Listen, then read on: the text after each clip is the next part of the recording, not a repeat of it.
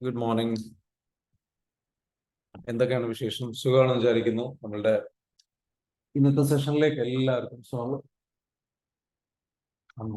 Sorry. Okay, so thank you once again.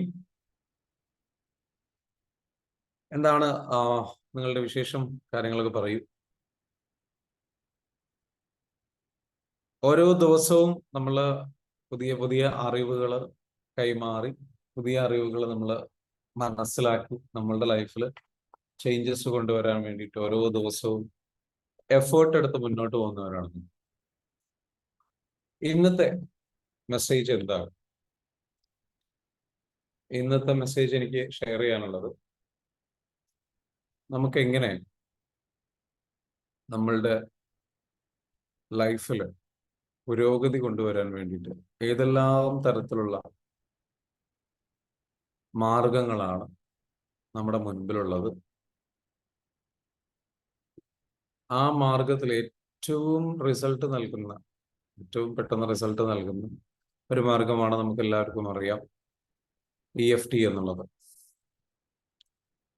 EFT എന്നുള്ള ഈ ഒരു ടൂള് ഇതിനു മുൻപ് കഴിഞ്ഞ കുറെ ദിവസങ്ങളായിട്ട് അല്ലെങ്കിൽ മാസങ്ങളായിട്ട് നമ്മൾ ഇതിനെ പരിചയപ്പെടുത്തുകയും കാര്യങ്ങൾ ചെയ്യുകയും ഒക്കെ ചെയ്തിട്ടുണ്ട്, അല്ലെ?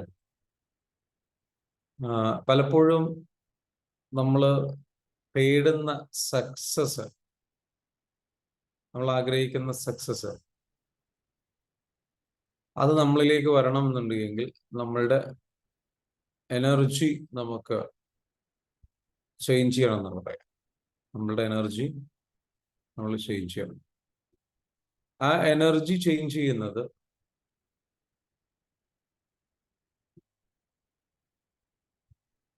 നമുക്ക് പല രീതിയിലൂടെ ചേഞ്ച് ചെയ്യാൻ പറ്റും. അപ്പൊ ഈ എനർജിയൊക്കെ ചേഞ്ച് ചെയ്ത് നല്ല രീതിയിലേക്ക് നമ്മൾ ജീവിച്ചു കഴിഞ്ഞാൽ നമ്മളുടെ ആ ഒരു സക്സസ് നമുക്ക് അട്രാക്ട് ചെയ്യാൻ പറ്റുമെന്നത്. അങ്ങനെയാണെങ്കിൽ എന്താണ് സക്സസ് എന്ന് ചോദിക്കുകയാണെന്നുണ്ടെങ്കിൽ ഒരു മീനിങ് ഫുൾ ആയിട്ടുള്ള ലൈഫ് നയിക്കുക എന്നുള്ളതാണ്. അർത്ഥവത്തായ, മൂല്യവത്തായ ഒരു ജീവിതം നയിക്കുക. മൂല്യവത്തായിട്ടുള്ള, അർത്ഥവത്തായിട്ടുള്ള ജീവിതം നയിക്കാൻ കുറച്ച് ക്വാളിറ്റീസ് നമ്മൾ കൊണ്ടു നടക്കേണ്ടത്.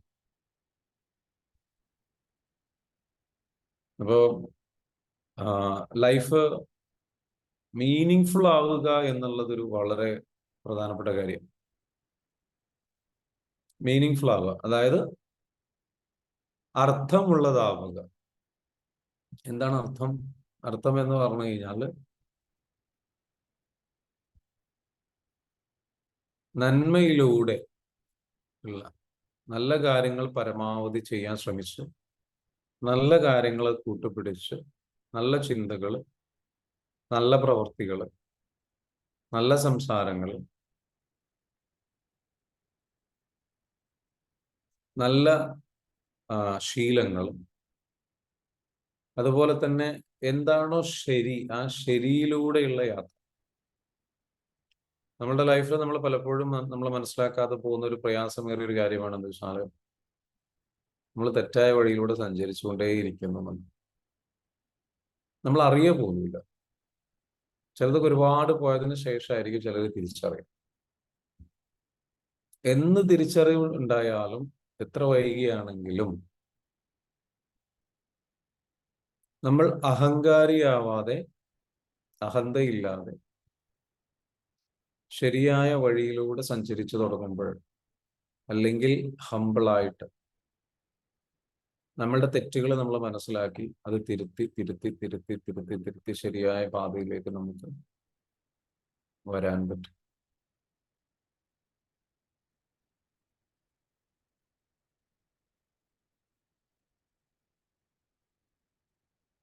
ശരിയായ പാതയിലേക്ക് നമുക്ക് വരാൻ പറ്റും. എങ്ങനെ നമ്മൾ ശരിയായ പാതയിലേക്ക് എത്തുന്നത്? ഈ പറഞ്ഞിരിക്കുന്ന തെറ്റുകൾ തിരുത്തുന്നതിലൂടെയാണ്. നമ്മളോട് ചോദിക്കുക, ഞാൻ ചെയ്ത തെറ്റുകൾ എന്തെങ്കിലും ഉണ്ടോ? ഞാൻ ശരിയാക്കേണ്ടതായിട്ടുള്ള ശരികൾ അല്ലെങ്കിൽ ശരിയാക്കേണ്ടതായിട്ടുള്ള കാര്യങ്ങൾ എന്തെങ്കിലും ഉണ്ടോ? നമുക്ക് ചെയ്യാൻ പറ്റുന്ന പരമാവധി കാര്യങ്ങൾ എന്ത് ചെയ്യും നമ്മൾ അതിലൂടെ ചെയ്യും. ഇനിയും വൈകിട്ടില്ല എന്നുള്ള തിരിച്ചറിവ് നമ്മൾ മനസ്സിലാക്കും. ഇനിയും വൈകിട്ടില്ല, ഇനിയും നമുക്ക് സമയമുണ്ട്. നമ്മളുടെ പരമാവധി, നമ്മളുടെ ഉദ്ദേശശുദ്ധി എപ്പോഴും നമ്മൾ ശ്രമിക്കുക. എന്നിട്ട് നമ്മൾ തെറ്റായ വഴിയിലൂടെ, നമുക്കറിയാം അത് തെറ്റാണ്, നമ്മളുടെ ട്രോമ കൊണ്ടായിരിക്കും ചിലപ്പോൾ നമ്മൾ അതിലൂടെ പോകുന്നത്. അതല്ലെങ്കിൽ നമ്മൾ മറ്റുള്ള പല കാര്യങ്ങൾ കൊണ്ടായിരിക്കാം, ശീലങ്ങൾ കൊണ്ടായിരിക്കാം, ചില കൂട്ടുകെട്ടുകൾ കൊണ്ടായിരിക്കാം.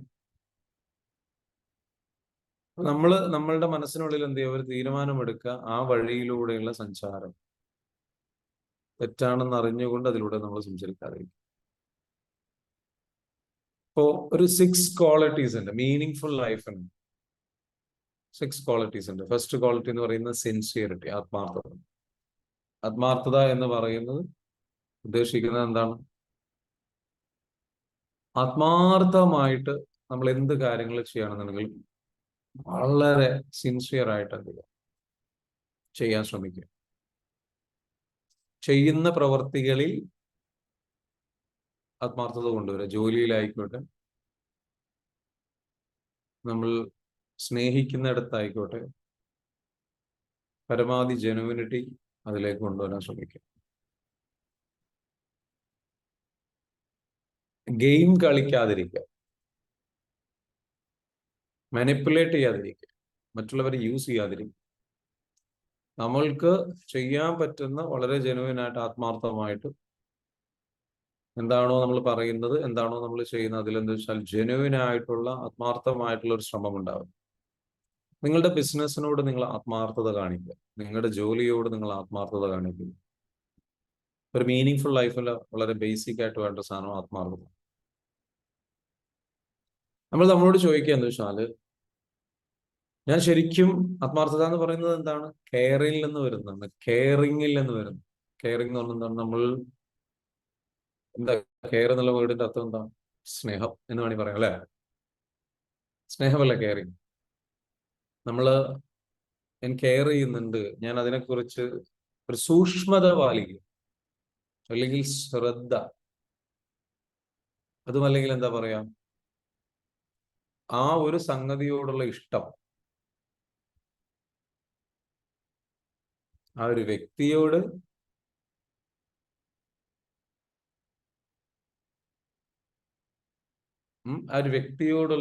ഇഷ്ടം,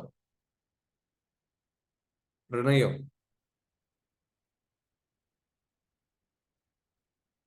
ആ വ്യക്തിക്ക് എന്തെങ്കിലും സംഭവിക്കോ എന്നുള്ള കാര്യത്തിലുള്ള കെയറിങ്, അല്ലെങ്കിൽ ആ ജോലിക്ക് ഞാൻ അവിടെ ജോലി വൃത്തിക്ക് ചെയ്തിട്ടില്ല എന്നുണ്ടെങ്കിൽ ആ ജോലി വൃത്തിക്ക് നടക്കില്ല.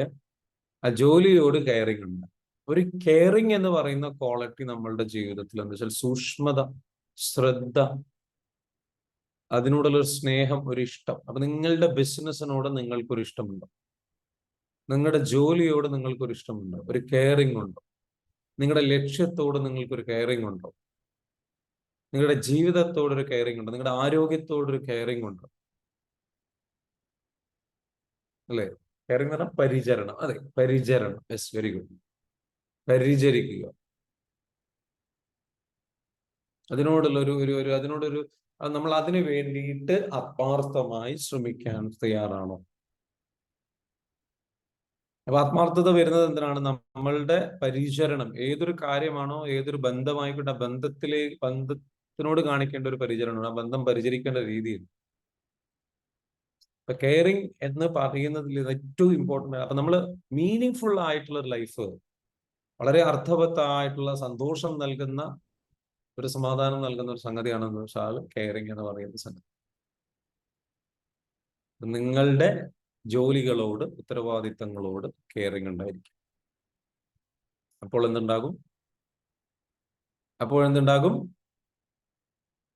അപ്പോ നമുക്ക് ഈ പറഞ്ഞിരിക്കുന്നു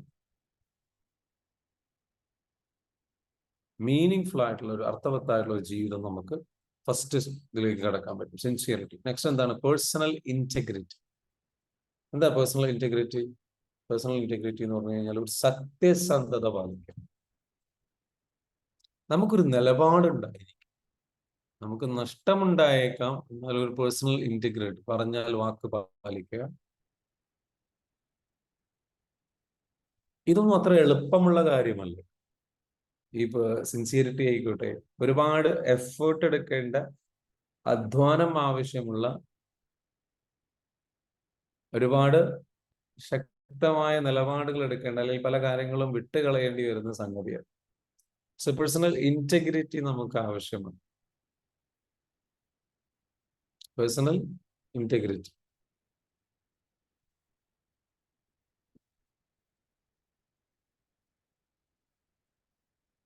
ആ ഇന്റഗ്രിറ്റി നമ്മൾ എന്ത് ചെയ്യണം? കൊണ്ടു നടക്കണം.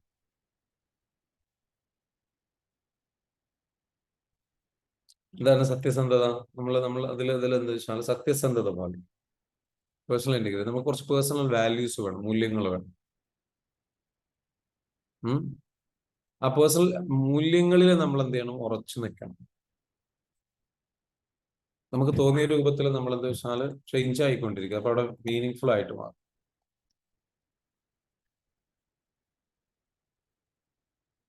അപ്പൊ അവിടെ അത് നമുക്കുണ്ടെങ്കിലാണ് എന്താ വെച്ചാൽ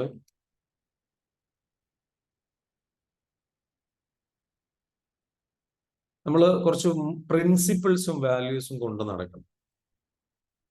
നമ്മൾ ആരാണ്, നമ്മൾക്കൊരു വില കൽപ്പിക്കുക, നമ്മൾക്കൊരു എന്താ പറയുക നിലപാടുണ്ടാവും. മനസ്സിലാവുന്നുണ്ടോ? Personal integrity encompasses the moral principles ones hold themselves to gain trust, show self-respect and display professional work ethic. അതായത് നമ്മളൊരു ജോലി ചെയ്യുകയാണെന്നുണ്ടെങ്കിൽ ആ ജോലിയിൽ നമ്മൾ കീപ്പ് ചെയ്യേണ്ട പ്രൊഫഷണൽ വർക്ക് എത്തിക് ഉണ്ടാവും. ജോലി ചെയ്യുന്നിടത്ത് നമ്മൾ കീപ്പ് ചെയ്യേണ്ട കുറച്ച് കാര്യം. സെൽഫ് റെസ്പെക്ട്, നമ്മൾ കുറച്ച് വെച്ചാൽ നമ്മൾക്കൊരു കുറച്ച് വാല്യൂ കൊടുപ്പിക്കും. അതേപോലെ തന്നെ നമ്മൾ മറ്റുള്ളവരുടെ വിശ്വാസം നേടിയെടുക്കാൻ നമ്മളെ സഹായിക്കുന്ന ഒരു സംഗതി, ഞാൻ ഇങ്ങനെ കാര്യങ്ങൾ ചെയ്യൂ, അല്ലാതെ എല്ലാവർക്കും വേണ്ടി മറ്റുള്ളവർക്ക് വേണ്ടിയിട്ട് പലതും യെസ് പറയുക, അവരുടെ ഇഷ്ടങ്ങൾക്കനുസരിച്ച് യെസ് പറയുന്ന നിലപാടില്ലാത്ത അവസ്ഥ. പേഴ്സണൽ ഇന്റഗ്രിറ്റി മീൻസ് എന്ന് വെച്ചാൽ ഇന്റഗ്രിറ്റി മീൻസ് നമുക്ക് നല്ല രീതിയിലുള്ള ഇന്റഗ്രിറ്റി ഉണ്ടെങ്കിൽ, സത്യസന്ധമായിട്ടുള്ള നിലപാടുകൾ ഉണ്ടെങ്കിലേ നമുക്ക് എന്ത് ചെയ്യാൻ പറ്റുള്ളൂ? ഈ പറഞ്ഞിരിക്കുന്ന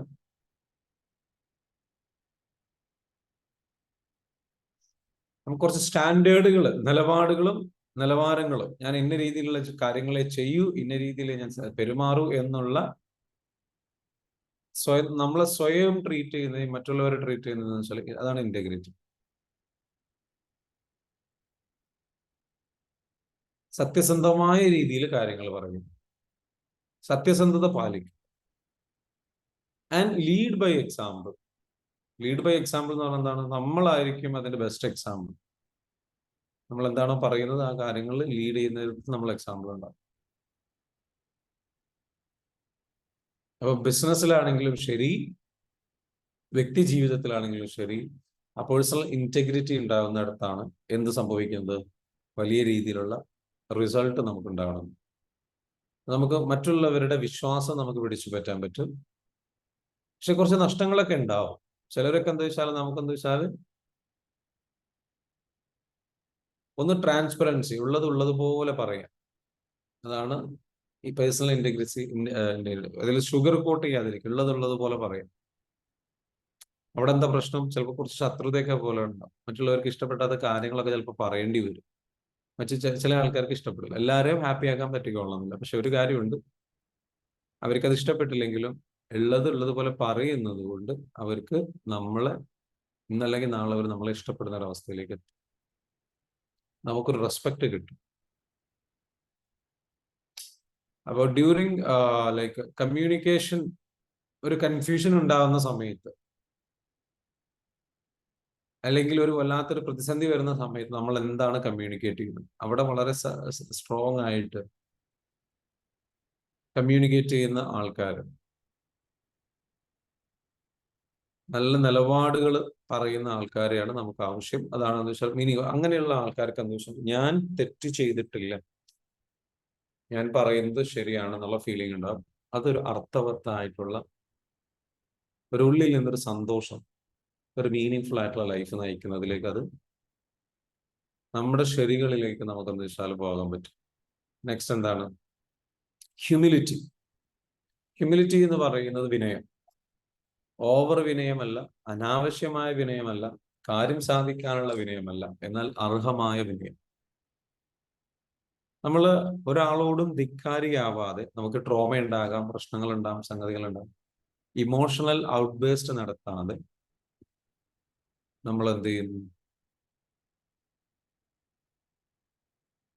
ഇമോഷണൽ ഔട്ട്ബേസ്റ്റ് നടത്താതെ നമ്മൾ നമ്മളുടെ വിനയം കാണിക്കുക. പലപ്പോഴും പല ആൾക്കാർക്കും വിനയം കൈവിട്ടു, വിനയം കാണിക്കാൻ കഴിയില്ല. മറ്റുള്ളവരുടെ മുൻപിൽ കാര്യങ്ങൾ റെസ്പെക്റ്റോട് കൂടിയിട്ട് കാര്യങ്ങൾ ചെയ്യാൻ കഴിയാറില്ല. അതൊരു പ്രശ്നമാണ്. അപ്പൊ വിനയം എന്ന് പറയുന്നത് നമുക്ക് ആവശ്യമുള്ള ഒരു കാര്യമാണ്. നമ്മളുടെ ലൈഫിൽ നമ്മൾ അഹങ്കാരിയായി പോകുന്ന അവസ്ഥ പലപ്പോഴും. എന്തുകൊണ്ടാണ്? അഹങ്കാരിയായി കഴിഞ്ഞാൽ എന്ത് സംഭവിക്കുക? മറ്റുള്ളവർക്ക് മാപ്പ് കൊടുക്കാൻ കഴിയില്ല, മറ്റുള്ളവരോട് നല്ല സൗഹൃദം ഉണ്ടാകാൻ കഴിയില്ല, പലരുമായിട്ട് നമുക്ക് എന്താ വെച്ചാൽ നമ്മൾക്ക് പിടിവാശി ഉണ്ടാകും. ഞാൻ വിട്ടുകൊടുക്കില്ല, എനിക്ക് അങ്ങനെ വേണം, ഇങ്ങനെ വേണം എന്നുള്ള രീതിയിലുള്ള പിടിവാശി. ഇത് ബന്ധങ്ങൾ കൂടുതൽ വഷളാക്കുകയും പ്രശ്നങ്ങളിലേക്ക് നയിക്കുന്ന ഒരു അവസ്ഥയുണ്ടാകും. അപ്പൊ അത്തരത്തിലുള്ള സാഹചര്യങ്ങളിലൂടെ കടന്നു പോകാതിരിക്കും. ഹ്യൂമിലിറ്റി എന്ന് പറയുന്നത് എങ്ങനെയാണ്? നമ്മൾ അത് ഒഴിവാക്കിയിട്ട് വിനയം വേണം, വിനയമുള്ള വ്യക്തിയായിട്ട് നമുക്ക് വിനയം നമ്മൾ ഒരുപാട് ഉയരങ്ങളിലേക്ക് എത്തി.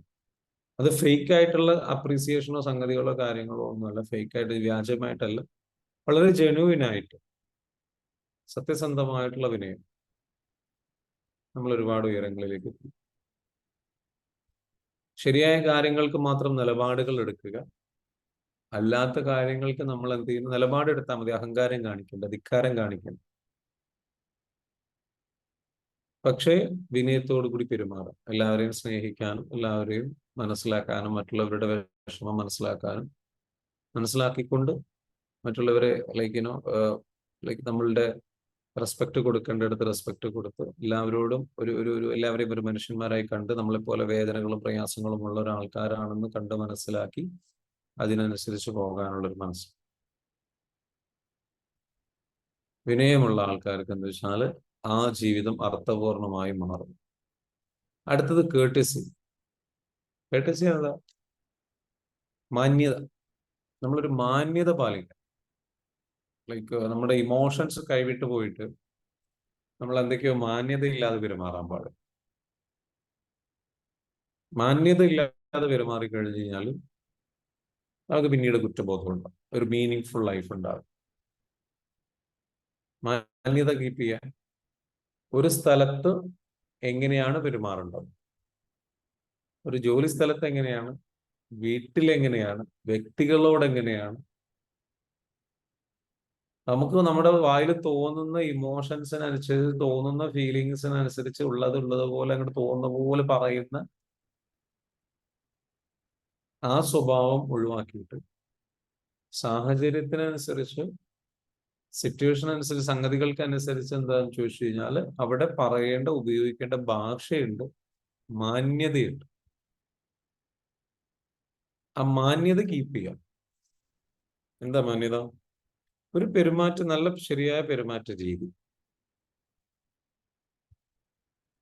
ഓരോ സ്ഥലങ്ങൾക്കനുസരിച്ചും സാഹചര്യങ്ങൾക്കനുസരിച്ചും അവിടെ കീപ്പ് ചെയ്യേണ്ട ഒരു മാന്യത, ആ മാന്യത കീപ്പ് ചെയ്യും. അത് ഉണ്ടെങ്കിൽ എന്താ വെച്ചാൽ നമുക്കറിയാം, അതില്ലാതെ നമ്മൾ എന്തൊക്കെയോ പെരുമാറുന്നു, എന്തൊക്കെയോ ചെയ്യുന്നു,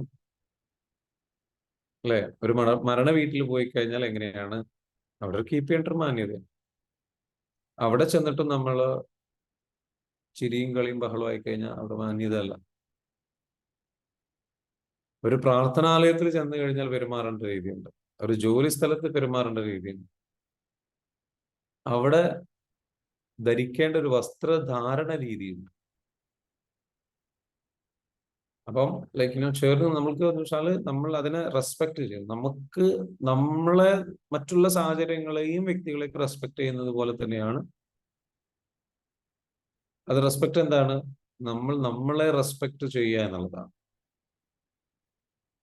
മറ്റുള്ളവരോട് അപ്പൊ മാന്യതയുള്ള വസ്ത്രം, മാന്യതയുള്ള സംസാര രീതി, മാന്യതയാർന്ന രീതിയിലുള്ള സംഗതികൾ, എല്ലായിടത്തും ഒരു റിബൽ മൈൻഡ് ആവാതിരിക്കുക, എല്ലായിടത്തും പ്രശ്നങ്ങൾ ഉണ്ടാക്കുന്ന, പ്രതിഷേധങ്ങൾ ഉണ്ടാക്കുന്ന, അല്ലെ, ഒരു മര്യാദ, courtesy, യെസ്, മാന്യത, മര്യാദ, മര്യാദയോട് കൂടിയിട്ട് പെരുമാറുക. വ്യക്തികളോട്, അല്ലെ, പ്രായമേറിയിട്ടുള്ള വ്യക്തികളോട്, ഫാമിലിയിലുള്ള, അല്ലെങ്കിൽ ശരിയായ രീതി മര്യാദക്കേട് ആരെങ്കിലും കാണിച്ചു കഴിഞ്ഞാൽ അതും ചോദ്യം ചെയ്യണം. അത് എത്ര പ്രായമുള്ള ആളാണെങ്കിലും അതും അതിൻ്റെതായ രീതിയിൽ, ശരിയായ രീതിയിൽ ചോദ്യം ചെയ്യപ്പെടണം. പക്ഷെ എപ്പോഴും നമുക്കൊരു മര്യാദയോടുകൂടി, മാന്യതയോടുകൂടി. നെക്സ്റ്റ് എന്താണ്? വിസ്ഡം. വിസ്ഡം എന്ന് പറഞ്ഞു കഴിഞ്ഞാൽ അറിയാം, നമ്മളുടെ മീനിങ് ഫുൾ ആയിട്ടുള്ള ലൈഫിന് നമുക്ക് ഒരുപാട് വിസ്ഡം ആവശ്യം. എന്താ വിസ്ഡം? തിരിച്ചറിവ്. വിസ്ഡം എന്ന് പറഞ്ഞ ജ്ഞാനം, തിരിച്ചറിവ് എന്ന് പറഞ്ഞു. നമ്മൾ എന്തെങ്കിലും ഒരു അറിവ് കിട്ടി എന്ന് വിചാരിച്ചു ആ അറിവ് ചെറിയ മുറിവൈദ്യൻ ആളക്കൊൽ എന്ന് പറഞ്ഞ പോലെ ചെറിയ കുറച്ച് എന്തെങ്കിലും കിട്ടുമ്പോൾ അതിൽ നമ്മൾ എന്താ വെച്ചാൽ എക്സൈറ്റഡ് ആയിട്ട് നമ്മൾ കുറെ കാര്യങ്ങൾ ചെയ്യുന്നുണ്ടാവും, മറ്റു പലരെയും ഉപദേശിക്കാൻ നടക്കും. അത് വിസ്ഡം അല്ല, അത് അറിവ് കിട്ടിയതിന്റെ ആവേശമാണ്. കുറച്ചൊരറിവ് കിട്ടിയതുണ്ട്, തിരിച്ചറിവായിട്ടില്ല, യഥാർത്ഥ അറിവിലേക്ക് എത്തിയിട്ടില്ല. തിരിച്ചറിവിലേക്ക് എത്തുമ്പോൾ നമ്മൾ കുറച്ച് സംസാരിക്കും. ഒരുപാട് സംസാരിക്കുന്ന സ്വഭാവം നമുക്ക് കുറയും, മറ്റുള്ളവരെയൊക്കെ ഉപദേശിക്കുന്ന സ്വഭാവം കുറയും, മറ്റുള്ളവരെയൊക്കെ കറക്റ്റ് ചെയ്യുന്ന കുറയും. വിസ്ഡം എന്ന് പറയുന്നത് നമുക്ക് നമ്മളെ മാത്രമേ മാറ്റാൻ സാധിക്കൂ, നമ്മളെ മാറ്റുന്നതിലൂടെ മാത്രമേ നമ്മുടെ ചുറ്റുപാടുകളും വ്യക്തികളും മാറൂ എന്നുള്ള തിരിച്ചറിവ്. ആ തിരിച്ചറിവിലേക്ക് എത്തുക. നമ്മൾക്ക് ചെയ്യാൻ കഴിയുന്നത് നമ്മളെ സ്വയം ചേഞ്ച് ചെയ്യുക, നമ്മുടെ ഇമോഷൻസിനെ ചേഞ്ച് ചെയ്യുക, നമ്മളുടെ ക്രിയേറ്റിവിറ്റി നമ്മളിൽ വർക്ക് ചെയ്യുക, നമ്മളെ കറക്റ്റ് ചെയ്യുക, നമ്മുടെ ജീവിതത്തിലെ ഓരോ കാര്യങ്ങളിലേക്ക് നമ്മളിലേക്ക് ചുരുങ്ങുക എന്നുള്ളതല്ല, നമ്മളിലേക്ക് നമ്മൾ കറക്റ്റ് ചെയ്യുന്ന കാര്യങ്ങൾ. അങ്ങനെ നമ്മളുടേതിലേക്ക് നമ്മൾ ഇറങ്ങിത്തിരിക്കുമ്പോൾ ആ തിരിച്ചറിവിലേക്ക് വരിക. എന്നെ മാറ്റുന്നതിലൂടെ എനിക്ക് ഈ ലോകത്തെ മാറ്റാം എന്ന അറിവിലേക്ക് നമ്മൾ മനസ്സിലാക്കും. വിസ്ഡം. മറ്റുള്ളവരെ മാറ്റാനോ മറ്റുള്ളവരെ കറക്റ്റ് ചെയ്യാനോ മറ്റുള്ളവരെ ചേഞ്ച് ചെയ്യാനോ ഒന്നും പോകാതെ നമ്മളെ ചേഞ്ച് ചെയ്യുക എന്നുള്ള ഒരു ഉത്തരവം, അല്ലെങ്കിൽ ആ ഒരു ദൗത്യം, അതിലേക്ക് നമ്മൾ എന്ത് ചെയ്യുക, വരിക എന്നുള്ളത്. അപ്പൊ അതാണ് വെച്ചാൽ അത് നമുക്ക് വന്നു കഴിഞ്ഞാൽ നമ്മുടെ ലൈഫ് മീനിങ് ഫുൾ ആയി തുടങ്ങും. ശരിയാണല്ലോ. ലൈഫിനൊരു വല്ലാത്ത അർത്ഥമുണ്ടാകും, ലൈഫിന് വല്ലാത്തൊരു സന്തോഷമുണ്ടാകും. തിരിച്ചറിവിലേക്ക് നമ്മൾ വരിക, യഥാർത്ഥ വിസ്ഡം, ജ്ഞാനം, അതിലേക്ക് നമ്മൾ വരിക. അതായത് എനിക്കൊന്നും അറിയില്ല എന്നുള്ള ജ്ഞാനം, എനിക്കെല്ലാം അറിയാം എന്നുള്ളത്, പലതും അറിയാം എന്ന ആവേശം കുറച്ചു മാത്രം അറിയുന്നവനുള്ളതാണ്. കൂടുതൽ അറിയുന്നവന് മനസ്സിലാവുക എനിക്കൊന്നും അറിയില്ല എന്നുള്ളതാണ്. എനിക്ക് പലതും അറിയില്ല, ഇനിയും ഒരുപാട് എനിക്ക് അറിയാനുണ്ട്. ആ അറിവില്, അതിലാണ് നമ്മൾ മുന്നോട്ട് പോകേണ്ടത്. നെക്സ്റ്റ് എന്താണ്? ചാരിറ്റി. നമ്മൾ നല്ല അർത്ഥവത്തായിട്ടുള്ള ജീവിതത്തിന് മറ്റുള്ളവർക്ക് എന്തെങ്കിലും ഒരു നന്മ ചെയ്യും. സാമ്പത്തികം തന്നെ ആവണമെന്നില്ല, എന്തെങ്കിലും ഒരു നല്ല പ്രവൃത്തി നമ്മുടെ ജീവിതം, നമ്മൾ മറ്റുള്ളവർക്ക് ഹെൽപ്പ് ചെയ്യുക, മറ്റുള്ളവരെ സപ്പോർട്ട് ചെയ്യുക, മറ്റുള്ളവർക്ക് ഗൈഡൻസ് കൊടുക്കുക. നമ്മൾക്ക് മാത്രമല്ലാതെ, നമ്മൾക്ക് വേണ്ടിയിട്ട് സമയം ചെലവഴിക്കുക, നമ്മൾക്ക് മാത്രമല്ലാതെ മറ്റുള്ളവർക്ക് വേണ്ടിയിട്ടും കൂടെ കുറച്ച് സമയം ഒന്നും പ്രതീക്ഷിക്കാതെ നമ്മൾ മറ്റുള്ളവരുടെ വിഷമങ്ങളെ, വേദനകളെ മനസ്സിലാക്കാൻ വേണ്ടിയിട്ട് കുറച്ച് സമയം നമ്മൾ ചെലവഴിക്കുന്നൊരവസ്ഥ. ആഴ്ചയിൽ കുറച്ച് സമയമാകാം, അല്ലെങ്കിൽ ദിവസത്തിൽ കുറച്ച് സമയമാകാം. മീനിങ് ഫുൾ ആയിട്ടുള്ള ലൈഫിൽ വളരെ ഇമ്പോർട്ടൻ്റ് ആണ് കൺസിഡറിങ് അതേഴ്സ്. മറ്റുള്ളവരുടെ ഇഷ്ടങ്ങൾ. അത് ചിലപ്പോൾ നമ്മുടെ വീട്ടിലുള്ളവരായിരിക്കാം. അപ്പൊ അവർക്ക് വേണ്ടിയിട്ട് കുറച്ച് സമയം. നിങ്ങളുടെ ഏറ്റവും വിലപ്പെട്ട സംഗതിയാണ് പണം, സമയം എന്ന് പറയും. ആ സമയം നിങ്ങൾ എന്ത് ചെയ്യാം? മറ്റുള്ളവർക്ക് വേണ്ടിയിട്ട് ചെലവഴിക്കുക. അവർക്ക് കുറച്ച് സാന്ത്വനമേകാൻ, അവർക്ക് കുറച്ച് സന്തോഷം പകരാൻ, അവർക്ക് കുറച്ച് ഇഷ്ടം പകരാൻ. അപ്പൊ നമുക്ക് ഫീൽ ചെയ്യുന്ന ഒരു കാര്യമുണ്ട്, ഞാനൊരു നല്ലത് ചെയ്തു എന്ന ഒരു ഫീലിംഗ്. ഒരു നല്ലതിന്റെ ഭാഗമായി മക്കളുടെ കൂടെ കുറച്ച് സമയം അവരുടെ ഇഷ്ടങ്ങൾ മനസ്സിലാക്കി, നമ്മുടെ ഇഷ്ടങ്ങളൊക്കെ മാറ്റി വെച്ച് അവരുടെ ഇഷ്ടങ്ങൾ എന്തായിക്കോട്ടെ, ചിലപ്പോൾ നമുക്ക് തെറ്റായ, ഡിഫറെന്റ് ആയ, വ്യത്യസ്തമായ ഒരു അഭിപ്രായം ഉണ്ടാകാം അവർ ചെയ്യുന്ന കാര്യത്തിൽ, അവർ ചെയ്യുന്ന അവരുടെ ആഗ്രഹങ്ങളിൽ, അവരുടെ ലക്ഷ്യങ്ങളിൽ, അവരുടെ യാത്രയിൽ. എന്നാലും അവരുടെ കൂടെ ടൈം സ്പെൻഡ് ചെയ്യും, അവരുടെ കൂടെ ഇരിക്കുക, അവരുടെ കൂടെ ചേർന്ന് നിൽക്കുക, അവരെ ഒന്ന് മനസ്സിലാക്കാൻ ശ്രമിക്കും. മക്കള്, മാതാപിതാക്കൾ നമ്മുടെ ഇഷ്ടങ്ങൾക്കും നമ്മൾ ചിന്തിക്കുന്ന കാര്യങ്ങൾക്കൊക്കെ എതിരെയായിരിക്കും ചിലപ്പോൾ അവർ പറയുന്ന കാര്യങ്ങൾ. പക്ഷെ അവിടെ നമ്മൾ എന്ന് വെച്ചാല് ഒരു സ്നേഹത്തിന്റെ, ഒരു സാന്ത്വനത്തിന്റെ, അത് മനസ്സിലാക്കിക്കൊണ്ട് അവരിലേക്ക് എന്ത് ചെയ്യാൻ നമ്മൾ ചേർന്ന് നിൽക്കും. നമുക്കറിയാം അതല്ല ശരി, ചിലപ്പോൾ നമ്മൾ ചിന്തിക്കുന്നതായിരിക്കും ശരി. എന്നാലും നമ്മുടെ ശരികളെ മാറ്റിവെച്ച് അവരോട് ചേർന്ന് നിൽക്കുക, അവരുടെ ഇമോഷൻസിനോട് ചേർന്ന് നിൽക്കുക, അവരുടെ വികാരങ്ങളോട്, വിഷമങ്ങളോട്, പ്രയാസങ്ങളോട് ചേർന്ന് നിൽക്കുക. അങ്ങനെ ചേർന്ന് നിൽക്കുമ്പോൾ നമുക്കുണ്ടാകുന്ന ഒരു സന്തോഷമുണ്ട്. അവരുടെ കൂടെ കുറച്ച് സമയം ചിലവഴിക്കുക, നമ്മുടെ എല്ലാ കാര്യങ്ങളും മാറ്റിവെച്ചിട്ട് അവർക്ക് വേണ്ടിയിട്ട് കുറച്ച് സമയം ചിലവഴിക്കുക. അങ്ങനെയുള്ള ഒരു സംഗതിയിലൂടെ നമ്മൾ കടന്നു പോകുമ്പോൾ സ്വാഭാവികമായിട്ടും എന്തുണ്ടാകും? വല്ലാത്തൊരു സന്തോഷമുണ്ടാകും, വല്ലാത്തൊരു ആനന്ദമുണ്ടാകും, വല്ലാത്തൊരു ഹാപ്പിനെസ് ഉണ്ടാകും. ക്ലിയർ ആണ്?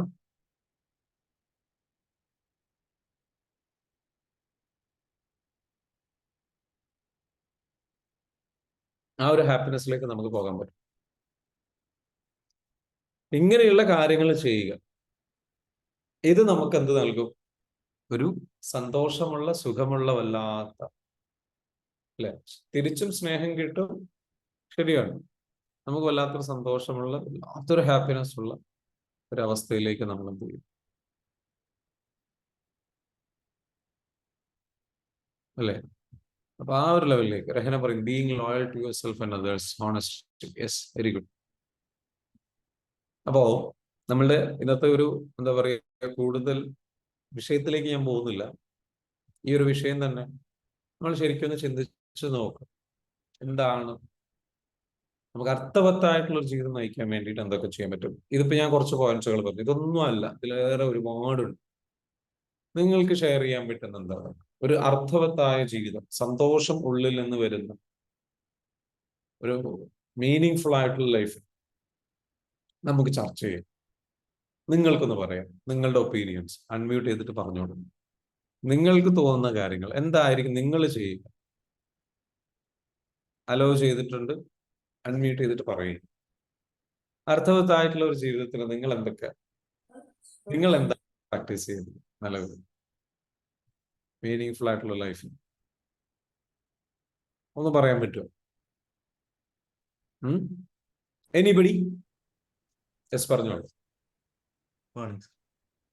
Good morning. നമ്മൾ പ്രാക്ടീസ് ചെയ്യുന്ന 3 കാര്യങ്ങൾ തന്നെയാണ് ഇപ്പം വളരെ മുന്നിൽ നിൽക്കുന്നത്. അതായത് self love, gratitude and forgiveness. Yes, ഈ 3 തന്നെ ഉണ്ടായാൽ എല്ലാം ആവുന്നതാണ് തോന്നുന്നത്. അതായത് ഇപ്പൊ ഞാൻ ഈ പറഞ്ഞ 6 ക്വാളിറ്റീസിലേക്കും എത്താൻ നമ്മളെ സഹായിക്കുന്ന ഒരു കാര്യമാണ് ഫോർഗിവ്നെസ്, സെൽഫ് ലവ്, ഗ്രാറ്റിറ്റ്യൂഡ്. തീർച്ചയായിട്ടും ഇതുള്ളവർക്കാണ് ഒരു സമാധാനവും സന്തോഷവും സംതൃപ്തിയും ജീവിതത്തിൽ ഉണ്ടാവുക. ഇതിൽ നിന്നാണ് മറ്റുള്ളത് നമ്മൾ ഡെവലപ്പ് ചെയ്യുന്നത്. അപ്പൊ ഞാൻ ഇന്ന് പറഞ്ഞിട്ടുള്ള സംഗതിയിലേക്ക് ഈ പറഞ്ഞ ഫീലിങ്സിൽ നിന്ന് കണക്ട് ചെയ്ത് കഴിഞ്ഞാൽ പെട്ടെന്ന് എത്താൻ പറ്റും അല്ലേ? അതെ. ഒഴിവാക്കേണ്ട കാര്യങ്ങൾ കുറെ നമ്മള് ഈ ഒന്ന് കാപ്പട്യം, അതെ നേരത്തെ പറഞ്ഞ ഇന്റഗ്രിറ്റിന്റെ ഓപ്പോസിറ്റ് ആണ്. അതെ പിന്നെ ഹോണസ്റ്റി ഇല്ലാതെ വരുമ്പോഴാണല്ലോ. അതെ. പിന്നെ നമ്മുടെ ഇന്റൻഷൻ എന്നുള്ളത്, ഉദ്ദേശം. ഉദ്ദേശം, അതിലാണ് എല്ലാം കിടക്കുന്നത്. ഉം. നമ്മുടെ ഇതൊരു ഷോ ഉദ്ദേശം ഓഫോ കറക്റ്റ് ആണ് അല്ലേ? ഹലോ എല്ലാം. ഷാഫിക്ക. യെസ്, 1 മിനിറ്റ്, ഞാൻ സാറൊന്ന് സംസാരിക്കട്ടെ, അത് കഴിഞ്ഞിട്ട് നമുക്ക് വരാം. ആയിരുന്നു ഓക്കെ, പറഞ്ഞോളൂ സാർ, പറഞ്ഞോളൂ. നമ്മുടെ എല്ലാ പ്രവർത്തനങ്ങളും ഇന്റൻഷൻസിന്റെ അടിസ്ഥാനത്തിലാണ് എന്നാണല്ലോ പറയപ്പെടുന്നത്. നമ്മുടെ പർപ്പസ് അല്ലെങ്കിൽ ഒബ്ജക്റ്റീവ് എന്താണെന്നുള്ള. ഞാനൊരു കാര്യം ചോദിക്കട്ടെ, വളരെ ഇൻട്രസ്റ്റിംഗ് ആയിട്ട് കാര്യം ചോദിക്കും. കാരണം ഒരുപാട് എന്താ പറയാ, വലിയ ഉത്തരവാദിത്തങ്ങൾ ഏറ്റെടുത്തിട്ട് ഒരു വലിയ ടീമിനെയൊക്കെ നയിച്ചിട്ടുള്ള ഒരാൾ, ഒരുപാട് ആൾക്കാരെ കണ്ടിട്ടുള്ള ഒരാൾ റഷീദ് ഖാൻ. എൻ്റെ ഒരു ചോദ്യം ഇതാണ്, നിങ്ങൾ പഠിച്ചിട്ടുള്ള ഏറ്റവും വലിയൊരു, നിങ്ങൾക്ക് ഷെയർ ചെയ്യാൻ പറ്റുന്ന അനുഭവം, ജീവിതാനുഭവമുള്ള ഒരാളാണ്. നിങ്ങളുടെ തന്നെ ഒരു 20 വയസ്സ് പ്രായമുള്ള ഒരു യുവാവായിരിക്കുന്ന നിങ്ങൾക്ക് ഒരു, നിങ്ങൾ കൊടുക്കുന്ന ഒരു മെസ്സേജ് എന്തായിരിക്കും? ഇത്രയും കാലം ജീവിതം ജീവിച്ചതിന് ശേഷം നിങ്ങൾ കൊടുക്കുന്ന ഒരു മെസ്സേജ് എന്താ? മീനിങ് ഫുൾ ആയിട്ടുള്ള ലൈഫിന് വേണ്ടിയിട്ട്. അപ്പൊ ആ പഴയ നിങ്ങൾക്ക് നിങ്ങൾ കൊടുക്കുന്ന ഇത്രയും കാലത്തെ അനുഭവത്തിൽ നിന്ന് പഠിച്ച ഒരു അറിവ് എന്തായിരിക്കും? ഇപ്പൊ നമ്മൾ കൊടുക്കുന്ന, ഇപ്പൊ നമ്മൾ നിൽക്കുന്ന ഒരു സ്റ്റേജ് ഉണ്ട്. ആ സ്റ്റേജ് നമ്മള് നമ്മുടെ 20 വയസ്സിലേക്ക് നോക്കുകയാണെങ്കിൽ നമ്മൾ ഇതുപോലുള്ള ഒരുപാട് കാര്യങ്ങളൊന്നും അറിയാതെ ആണ് ജീവിച്ചിട്ടുള്ളത്. ഇപ്പൊ സാറിന്റെ ഒരു പഴയ ഫോട്ടോ ഉണ്ട്, നമ്മള് മുടിയൊക്കെ തന്നെ കിട്ടി. എന്റെ ഫോട്ടോ അതിനേക്കാളും മോശമാണ് 20-ാമത്തെ വയസ്സിൽ. അപ്പോ പിന്നെ ദൈവാധീനം കൊണ്ട് വലിയ തെറ്റുകളൊന്നും ചെയ്യാത്ത ഒരു ലൈഫാണ് എനിക്ക് കിട്ടിയിട്ടുള്ളത്. അത് ദൈവാധീനം മാത്രമാണ്. എന്നിരുന്നാലും ഇപ്പൊ നിങ്ങൾ കാണുന്ന ആളല്ലായിരുന്നു അന്ന് എന്ന് പറയേണ്ടി വരും. കാരണം ഫോട്ടോ കണ്ടാൽ തന്നെ മനസ്സിലാവും. അന്ന് അതുപോലെ തന്നെയാണ് ഇപ്പൊ 20 വയസ്സുള്ള കുട്ടികൾ ഇപ്പോഴത്തെ ഒരു ട്രെൻഡിലൊക്കെ നടക്കണം. അവരെന്നും അങ്ങനെ തന്നെ ആവണമെന്നില്ല. നമ്മളിപ്പോ പലരും അതിനെ വളരെ ആക്ഷേപിക്കുകയും ഇതൊക്കെ ചെയ്യുന്നു. ഇപ്പോൾ നമ്മളുടെ 20-ാമത്തെ വയസ്സിലേക്കും 15-ാമത്തെ വയസ്സിലേക്കൊക്കെ നമ്മളൊന്ന് തിരിഞ്ഞു നോക്കുക. എന്നിട്ട് നമ്മൾ എങ്ങനെ ഇപ്പൊ ഇവിടെ എത്തി. അതുപോലെ എല്ലാവർക്കും അങ്ങനെയുള്ള പിന്നെ പിന്നെ എന്താ പറയുക, എറർ ഉള്ള ഒരു പാസ്റ്റ് തന്നെയായിരിക്കും മിക്കവാറും എല്ലാവർക്കും ഉണ്ടാവുക. അതുകൊണ്ട് ഈ സ്റ്റേജിൽ, അല്ലെങ്കിൽ 20-ാമത്തെ വയസ്സിലോ അല്ലെങ്കിൽ 15-ാമത്തെ വയസ്സിലോ ഒക്കെ ഉള്ള ഒരു ആളെ നമുക്ക് ആ സന്ദർഭത്തിൽ വിലയിരുത്താൻ സാധിക്കൂല. ആ സമയത്ത് വളരെ നന്നായിട്ടുള്ള ആള് പിന്നെ മോശമാവാം. 4 തരത്തിലാണ് മനുഷ്യരുള്ളതെന്നാണ് പറയുന്നത്. അതായത് ഒരാൾ ആദ്യമേ നല്ലവനായിരിക്കും, നല്ലവനായി തന്നെ ജീവിച്ച് നല്ലവനായിട്ട് തന്നെ അയാൾ മരിക്കും. അതല്ലെങ്കിൽ ആദ്യം അയാൾ കുറച്ച് മോശമായിരിക്കും, പിന്നെ അവസാനം അയാൾ നന്നാവും. അതല്ലെങ്കിൽ ആദ്യം മധ്യാവസാനം മോശമായിരിക്കും. അതല്ല, അങ്ങനെ 4 തരത്തിലാണ് മനുഷ്യരുള്ളതെന്നാണ് പറയുന്നത്. അതുകൊണ്ട് ആരെയും ഒരു സ്റ്റേജിലും നമുക്ക് വിലയിരുത്താൻ പറ്റില്ല. അവസാനം നന്നാവുക എന്നുള്ളത് വളരെ പരമപ്രധാനമാണ്. അതിലേക്ക് ആണ് നമ്മൾ പോകേണ്ടത്, ഏത് ഏജ് ആണെങ്കിലും. ഓക്കെ, സോ ചുരുക്കി അത് മതി. Thank you so much. നമുക്കൊരു ദിവസം ഒരു ഇന്റർവ്യൂ നടത്താം. അതായത് എന്നും ഈ എന്റെ ക്ലാസ്സുകൾ മാത്രമായി കഴിഞ്ഞാൽ ശരിയാവില്ല. ഇതേപോലെ നല്ല അറിവുള്ള, അനുഭവ സമ്പത്തുള്ള, കഴിവുള്ള ആൾക്കാരാണ്. അപ്പൊ തീർച്ചയായിട്ടും അതുമായി ബന്ധപ്പെട്ടിട്ടുള്ള നിങ്ങളുടെയൊക്കെ ഒരു ഇന്റർവ്യൂ പോലെ കുറച്ച് ക്വസ്റ്റ്യൻസ് ചോദിച്ച് നിങ്ങളിൽ നിന്നുള്ള അറിവുകൾ, നിങ്ങൾ യാത്ര ചെയ്തിട്ടുള്ളതും പഠിച്ചിട്ടുള്ളതുമായിട്ടുള്ള ഒരുപാട് നോളജ് കയ്യിൽ വെച്ചിരിക്കുകയാണ്. അപ്പം അതൊക്കെ നമുക്ക് എന്താ വെച്ചാൽ, കാരണം പല ട്രെയിനിങ്ങുകൾ അറ്റൻഡ് ചെയ്തിട്ടുണ്ട്, പല ട്രെയിനർമാരുടെ അടുത്തും പല നോളജും കിട്ടിയിട്ടുണ്ട്. ഇതൊക്കെ അവിടെ ഉണ്ടല്ലോ. അപ്പം ഓരോ ദിവസം ഇടയ്ക്ക് നമുക്കൊരു ദിവസം എന്ത് ചെയ്യാം, നിങ്ങൾക്കും ഞങ്ങൾക്ക് വേണ്ടിയിട്ട് എന്ത് ചെയ്യാം, അറിവ് പകരാം. നമ്മളുടെ ഇടയിൽ നിന്നുള്ള ആൾക്കാരും എന്ത് ചെയ്യണം, ചില ദിവസങ്ങളിൽ ക്ലാസ്സുകൾ എടുക്കണം. നമ്മുടെ മോർണിംഗിലുള്ള ഇവിടെ ഷെയർ ചെയ്യാൻ പറ്റുന്നത്. അപ്പൊ ബുദ്ധിമുട്ടില്ലാന്നുണ്ടെങ്കിൽ തീർച്ചയായിട്ടും നമ്മുടെ കമ്മ്യൂണിറ്റിയിൽ നിന്നുള്ള ഇതേപോലെ അറിവുകൾ കളക്ട് ചെയ്ത് വെച്ചിട്ടുള്ള ഒരുപാട് പേരുണ്ട്. അവർക്കൊക്കെ മുന്നോട്ട് വരാം. എന്നിട്ട് ഇടയ്ക്ക് ഓരോ വിഷയങ്ങളിൽ നമുക്ക് എന്ത് ചെയ്യാം, ചർച്ചകളാവാം, ഇന്റർവ്യൂ പോലുള്ള അഭിമുഖങ്ങളാവാം. അതേപോലെ തന്നെ ചില ദിവസങ്ങളിൽ മറ്റു പലർക്കും എന്താ പറയാ, ആശയങ്ങൾ ഷെയർ ചെയ്യാം നമ്മുടെ കമ്മ്യൂണിറ്റിയിൽ. സോ മുഹ്സിൻ എന്തോ കമന്റ് ചെയ്യുന്നുണ്ട്. മുഹ്സിൻ കമന്റ് ചെയ്തിരിക്കുന്നത് എന്താണ്, എന്തോ കമന്റ് ചെയ്തിട്ടുണ്ട്. ഞാൻ ആ സാറിൽ നിന്ന് ഒരു കാര്യം പഠിച്ചു, 4 വിധം മനുഷ്യരുണ്ട് എന്നത്. യെസ്, പുതിയൊരു അറിവ് കിട്ടി, 4 വിധം മനുഷ്യരുണ്ട്. ഇതേപോലെ അപ്പൊ നമുക്ക് അതിന് സാധിക്കട്ടെ. ആരോ ഒരാള് ചോദ്യം ചോദിച്ചിരുന്നു. ഐറിൻ ചോദിച്ചോളൂ. ചോദിക്കാനോ? അതെ. ഹലോ. പറഞ്ഞോളൂ. ഞാനൊരു ഡിപ്രഷൻ സ്റ്റേജിലാണ്. ഓക്കെ. അപ്പൊ ഇതൊരു 4 years ആയിട്ട് കൊണ്ടുവന്നിട്ടുള്ളതാണ്. അപ്പൊ അതിൽ നിന്ന് നമുക്ക് റിക്കവർ ചെയ്യാൻ പറ്റുമോ? ഓക്കെ. ഐറിൻ, ഡിപ്രഷൻ എന്ന് പറയുന്ന വേർഡ് വളരെ ശക്തമായിട്ടുള്ള വേർഡാണ്. നെഗറ്റീവ് വേർഡ് ആണ് അല്ലെ? അല്ല, നെഗറ്റീവ് വേർഡ് ആണെന്നുള്ളതല്ല ഞാൻ പറയുന്നത്. വളരെ ശക്തമായ ഒരു വേർഡാണ്. അപ്പൊ ഡിപ്രഷൻ ആണ് എന്ന് നിങ്ങൾ പറയുന്നുണ്ടെങ്കിൽ പലപ്പോഴും ഡിപ്രഷൻ ആണോ അതല്ല നിങ്ങൾക്കൊരു ഇങ്ങനെ കുറെ കാലങ്ങളായിട്ട് ഇങ്ങനെ ടെൻഷൻ ഉണ്ട് എന്നുള്ളത്. ഇപ്പൊ ഡിപ്രഷൻ എന്ന് പറയുമ്പോൾ മാസങ്ങളോളം നെഗറ്റീവായ ചിന്തകൾ മാത്രവും പ്രവൃത്തികളൊന്നും ചെയ്യാൻ കഴിയാതിരിക്കുകയും വല്ലാണ്ട് സ്റ്റക്കായിട്ടുള്ള, ഇപ്പോൾ സംസാരിക്കുന്നത് പോലെയും സംസാരിക്കാൻ കഴിയാത്തൊരവസ്ഥ ഉണ്ടാകുന്ന സ്റ്റേജാണ് ഡിപ്രഷൻ എന്ന് പറയുന്നത്. 4 വർഷം ഡിപ്രഷനിലൂടെ കടന്നുപോയി കഴിഞ്ഞാൽ അയാൾ ഒരിക്കലും ഇങ്ങനെ നിൽക്കില്ല. ഡിപ്രഷൻ ആയിരിക്കില്ല, എനിക്ക് അറിയില്ല എന്താണ്, പക്ഷെ നെഗറ്റീവായിട്ടുള്ള വിഷമത്തിലൂടെ കടന്നു പോകുന്നുണ്ട്. ഡിപ്രഷൻ പറഞ്ഞു കഴിഞ്ഞാൽ അതെന്താണ്, നമ്മൾക്ക് അനങ്ങാൻ പോലും കഴിയില്ല. അതായത് ഇരുന്നിടത്ത് ഇരുന്നു പോകും, മരണങ്ങൾ വല്ലാണ്ട് വന്നുകൊണ്ടിരിക്കും.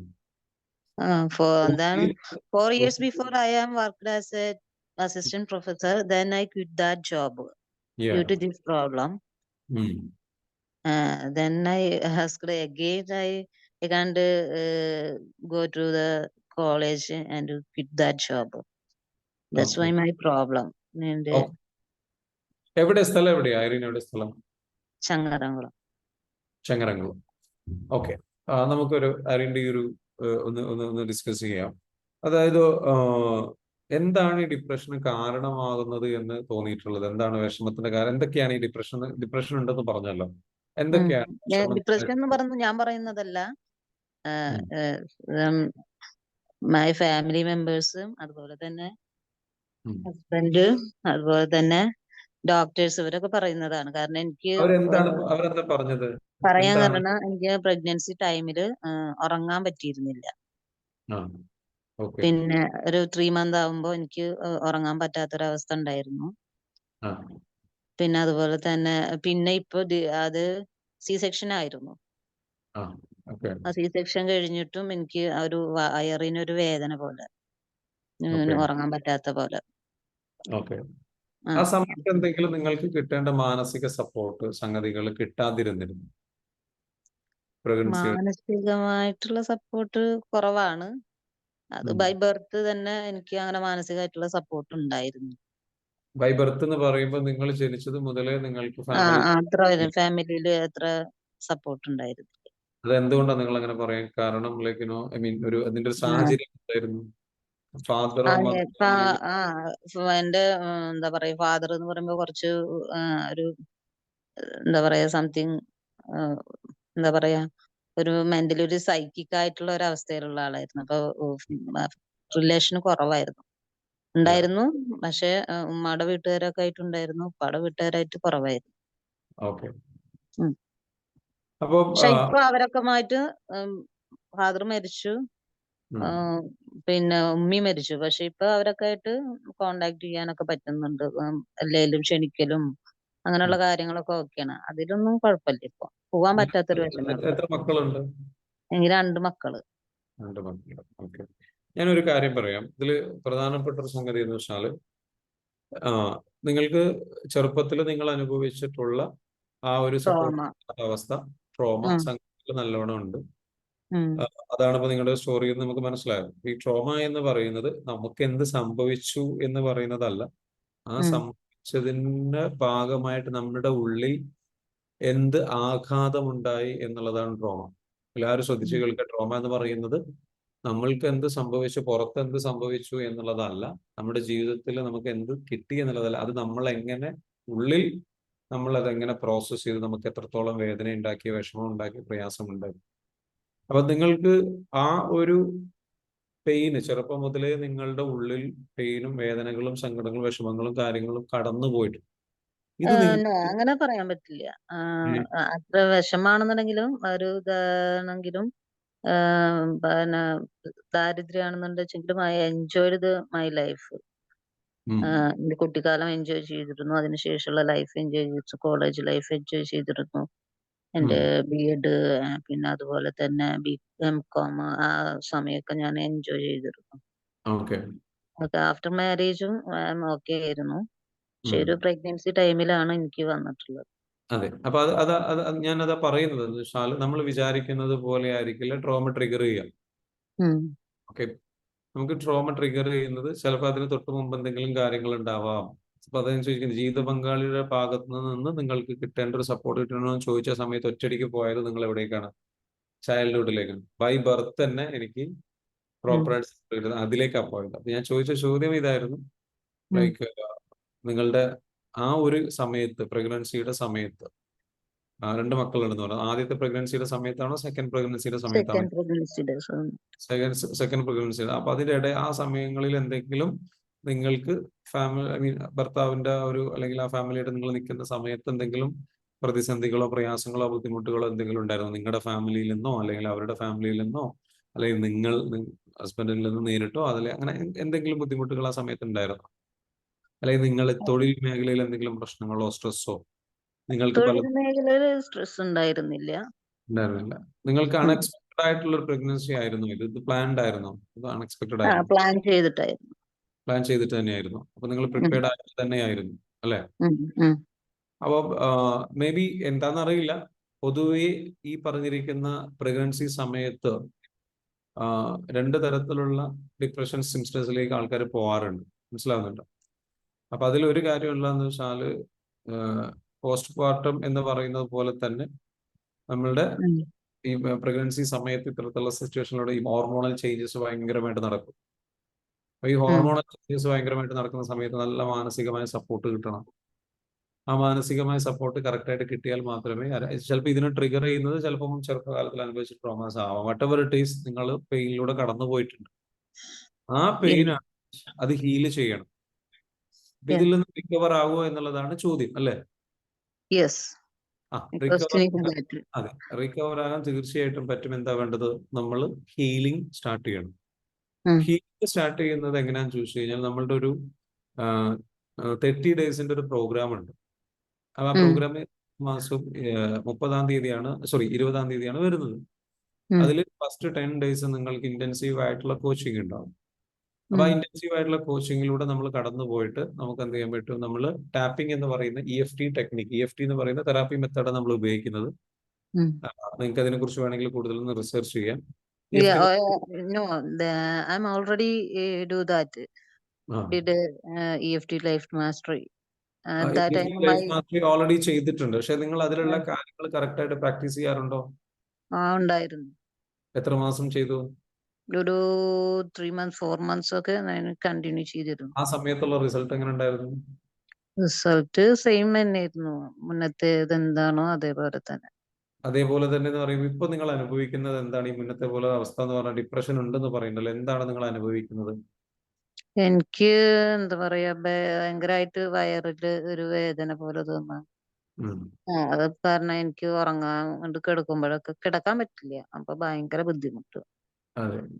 അപ്പൊ അതിന് ഈ പറഞ്ഞിരിക്കുന്ന തെറാപ്പി ഇതിനു മുൻപ് ലൈഫ് മാസ്റ്ററി ചെയ്തിട്ട് ഇതിനു മുൻപ് ഒരു റിസൾട്ടും ഉണ്ടായിട്ടില്ല എന്നാണ് പറയുന്നത്.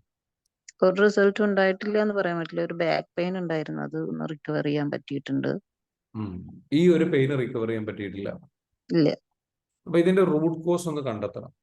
യഥാർത്ഥ പെയിൻ എന്താണെന്നുള്ളത് സ്പെസിഫിക്കലി ഇതുമായി ബന്ധപ്പെട്ടുള്ള ഒരു റൂട്ട് കോസ് കണ്ടെത്തണം. അപ്പൊ പ്രഗ്നൻസി ടൈമിലുള്ള ഇഷ്യൂസ് എടുത്തിട്ട് അതിന്റെ റൂട്ട് കോസ് കണ്ടെത്തി കഴിഞ്ഞു കഴിഞ്ഞാൽ, ആ കാരണം കണ്ടെത്തി കഴിഞ്ഞു കഴിഞ്ഞാൽ, അപ്പൊ പെട്ടെന്ന് എനിക്കിപ്പോ പറയാൻ പറ്റില്ല, പല റീസൺസ് ഉണ്ടാവും. അപ്പൊ ഇതിന്റെ യഥാർത്ഥ കാരണം എന്താണ് എന്നുള്ളത് കണ്ടെത്തി, ചിലപ്പോൾ ചൈൽഡ്ഹുഡിൽ എന്തെങ്കിലും പ്രശ്നങ്ങളാണോ, Okay.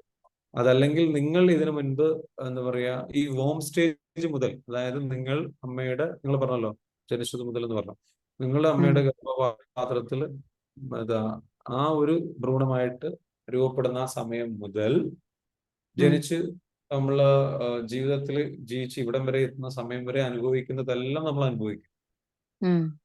ആ ഘട്ടത്തിൽ ഏതെങ്കിലും ഘട്ടത്തിൽ നിങ്ങൾ അനുഭവിച്ചതാണോ എന്നുള്ളത് നമുക്കറിയില്ല. ഇത് ഐഡന്റിഫൈ ചെയ്യുക എന്നുള്ളത് ചില കേസിൽ, റയർ കേസിൽ എന്താ വെച്ചാൽ വളരെ റയർ ആയിട്ടുള്ള ഒരു കാര്യമാണ് നിങ്ങളിപ്പോ ഈ പറയുന്നത്. ഒരു പ്രത്യേക തരത്തിലുള്ള വേദന വരുന്നു.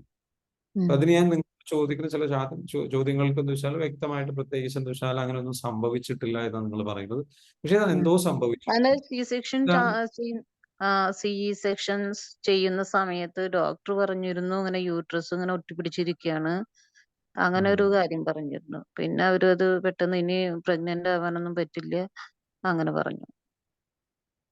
വേറെ ട്രീറ്റ്മെന്റിനെ കുറിച്ചിട്ടൊന്നും പറഞ്ഞില്ല. കാരണം ഒരു ജൂനിയർ ഡോക്ടറാണ് എന്നാണ് ഞാൻ ഉദ്ദേശിക്കുന്നത്. ജസ്റ്റ് ഈ സിസ് സെക്ഷനിലേക്ക് കടന്നിട്ടുള്ളൂ. സർജറി അവരുടെ ഒരു അത്ര തന്നെ എന്താ പറയാ കുറച്ച് സർജറി മാത്രം ചെയ്തിട്ടുള്ള ഒരു ഡോക്ടറായിരുന്നു. അപ്പൊ എനിക്ക് അപ്പൊ എന്താണ് പറഞ്ഞോളൂ. ഞാൻ പിന്നെ വേറെ ഇതിനൊക്കെ കാണിച്ചു നോക്കിയപ്പോഴും യൂട്രസിന് ചെറിയ പ്രോബ്ലം ഉണ്ടെന്നല്ലാതെ വേറെ കുഴപ്പങ്ങളൊന്നും ഇല്ല എന്നാ പറയുന്നത്. അപ്പൊ ആ പ്രോബ്ലം ആയിരിക്കുമോ ഇതിന്റെ പെയിനിന്റെ കാരണം എന്നാണ് നിങ്ങൾ കണ്ടെത്തുന്നത്. ഓക്കെ, നിങ്ങൾ ഒരു കാര്യം ചെയ്യുക, അറ്റ്ലീസ്റ്റ് ആ ഭാഗത്തേക്ക് നിങ്ങൾക്ക് EFT അറിയാലോ, ടാപ്പിംഗ് കൊടുത്തുകൂടി ആ ഭാഗത്തേക്ക് നിങ്ങൾ സെൽഫ് ലവ് നന്നായിട്ട് കണ്ടിന്യൂസ് ആയിട്ട് പ്രാക്ടീസ് ചെയ്യാൻ. അതേപോലെ തന്നെ നിങ്ങൾ ഫൊർഗിവ്നെസ്സും അതേപോലെ തന്നെ എന്തെങ്കിലും ഫൊർഗീവ് ചെയ്യേണ്ടതായിട്ടുള്ള, ഇപ്പൊ നിങ്ങളുടെ പിതാവിനോട് എല്ലാവരോടും ഫോർഗീവ് ചെയ്തു. എനിക്ക് ഇപ്പൊ ഈ ഒരു അവസ്ഥയിൽ എന്ന് പറയുമ്പോ എനിക്ക് ആരോടും ഒരു എന്താ പറയാ ഒരു ഫീലിംഗ് ഇല്ല. ഒരു എന്താ പറയാ നെഗറ്റീവ് ഫീലിംഗ് ആരോടും തോന്നുന്നില്ല. തോന്നിയവരോടൊന്നും പോലും ഇപ്പൊ തോന്നാത്തൊരവസ്ഥ. ഓക്കെ, സ്വന്തത്തോട് ഇപ്പൊ ഈ പെയിൻ ഉള്ളത് കൊണ്ട് നമുക്ക് സ്വന്തത്തോട് നമുക്കുണ്ടാവും. ഈ പെയിൻ ഇത്രയും കാലമായിട്ട് തന്നത് കൊണ്ട്, അല്ലെങ്കിൽ സ്വന്തത്തോടാവാം, ദൈവത്തോടാവാം, അല്ലെങ്കിൽ നമുക്ക് ഈ പെയിൻ നമ്മൾ അനുഭവിക്കുന്നതുകൊണ്ട് നമ്മുടെ ഉള്ളിൽ നമുക്കൊരു വല്ലാത്തൊരു ഒരു വിഷമാവസ്ഥ ചിലപ്പം വരുന്നുണ്ടാകാം. ഈ പെയിൻ ഇപ്പോഴും അവിടെ ഉണ്ട്, ഇത് മാറുന്നില്ലല്ലോ എന്നൊരു വിഷമാവസ്ഥ നമ്മുടെ ഉള്ളിലുണ്ടാകും. അതൊരു നെഗറ്റീവ് ചാർജ് ആയിട്ട് നമ്മുടെ ബോഡിയിൽ എപ്പോഴും കിടക്കുന്നുണ്ടാകും. അതെന്തെന്നുണ്ടെങ്കിൽ അതൊരു സെൽഫ് ലവ് കൊടുത്തിട്ട് നമ്മൾ ഹീൽ ചെയ്തിട്ട്, അതേപോലെ തന്നെ അൺകണ്ടീഷണൽ ലവ് കൊടുത്തിട്ട് നമ്മൾ ഹീൽ ചെയ്തിട്ട് നമ്മൾ ആ ഒരു ഭാഗം, ആ ഭാഗത്തേക്ക് നിങ്ങളുടെ ഒരു ഭാഗത്തേക്ക് ടാപ്പിംഗ് ചെയ്യുന്നതിന്റെ ഭാഗമായിട്ട് ആ ഭാഗം ഫോക്കസ് ചെയ്തുകൊണ്ട് തന്നെ ഹീൽ ചെയ്യും. അങ്ങനെ ഹീൽ ചെയ്യുന്ന സമയത്ത് നോർമലി പെയിന് കുറയാറുണ്ട്. അത്തരത്തിലുള്ള ഒരു പെയിൻ കുറച്ചിൽ നിങ്ങൾക്ക് സംഭവിക്കുന്നുണ്ടോ എന്നുള്ളത് നിങ്ങളൊന്ന് ചെക്ക് ചെയ്യാം. ആ ഭാഗത്തെ പെയിന് ഒരു കാര്യം, എനിക്ക് ഈ ടാപ്പിംഗ് ടെക്നിക്ക് എന്ന് പറയുന്നത് ഞാൻ ഇപ്പൊ ഫോർഗോട്ട് ചെയ്തു. ഫസ്റ്റ് ഓഫ് ഓൾ ഇത് സ്റ്റാർട്ട് ചെയ്യുന്നത് ഫിംഗറിൽ നിന്നല്ലേ? അല്ല, ഫിംഗറിൽ നിന്നല്ല. അപ്പൊ നിങ്ങൾ സോറി, ഫോർഹെഡ്. പോയിട്ടുണ്ട്. ടാപ്പ് ചെയ്യുന്നത് ഇവിടെയാണ് കേട്ടോ. ഇതാണ് സെറ്റ് പോയിന്റ്, ഇവിടെയാണ് സ്റ്റാപ്പ് ചെയ്യുന്നത്. പിന്നെ ഇവിടെ, പിന്നെ ഇവിടെ